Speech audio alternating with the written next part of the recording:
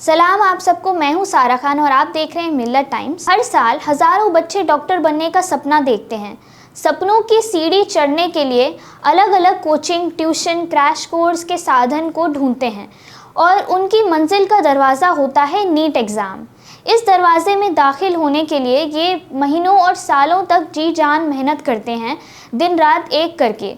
लेकिन ज़रा सोच के देखिए, अगर इन स्टूडेंट्स को मेहनत का अच्छा फल मिलने की जगह अगर इनका भरोसा रिज़ल्ट से ही उठ जाए तो क्या होगा। अभी कुछ दिन पहले 4 जून को जिस दिन चुनाव के रिज़ल्ट्स आए, तभी नीट यूजी के रिज़ल्ट्स भी अनाउंस किए गए, जिसने कई सारे सवाल खड़े कर दिए हैं।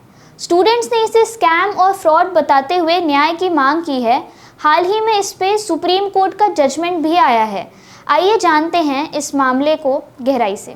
दरअसल इस साल 2024 में 67 स्टूडेंट्स ने ऑल इंडिया रैंक 1 प्राप्त की है, पूरे 720 अंकों के साथ, और इनमें से 6 स्टूडेंट्स केवल एक ही सेंटर के हैं, जबकि 2023 में केवल 2 छात्रों ने 720 अंक प्राप्त किए और 2022 में केवल 4 छात्रों ने। दूसरी परेशानी ये है कि नीट की मार्किंग स्कीम के अकॉर्डिंग +4 सही आंसर के लिए और -1 रॉन्ग आंसर के लिए मिलते हैं। अगर कोई स्टूडेंट सारे क्वेश्चंस अटेम्प्ट करे और एक गलत हो जाए तो उसे 720 में से 715 मार्क्स मिलते हैं, और अगर वो एक क्वेश्चन अटेम्प्ट ही ना करे तो 716 आउट ऑफ 720 मिलते हैं। इस बार 718 और 719 मार्क्स, जो प्रैक्टिकली पॉसिबल ही नहीं है, वो लाके कुछ स्टूडेंट्स ने सबको हैरान कर दिया है।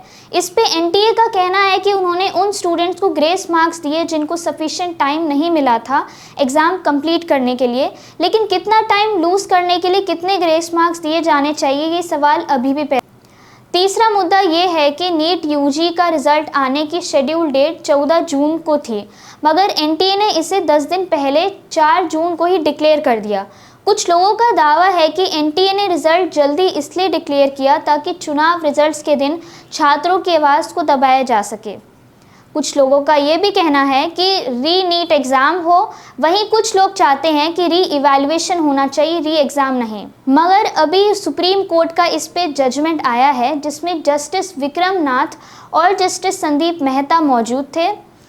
कहा गया है कि 1563 कैंडिडेट्स के ग्रेस मार्क्स खारिज कर दिए जाएंगे, उन्हें उनके एक्चुअल स्कोर बताए जाएंगे और उनको रीटेस्ट का ऑप्शन दिया जाएगा। जिन स्टूडेंट्स ने रीटेस्ट दिए हैं, उनके रीटेस्ट वाले स्कोर देखे जाएंगे।